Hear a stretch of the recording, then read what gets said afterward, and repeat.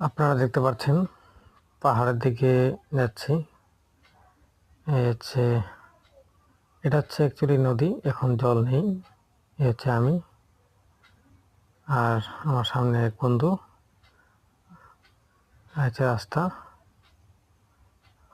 আরেক বন্ধু গাড়ি চালাচ্ছে।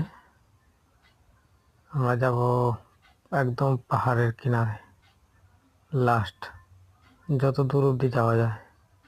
যেতে থাকবো। এখানে ফিল্ম শুটিংও হয়। এই জায়গার নাম হচ্ছে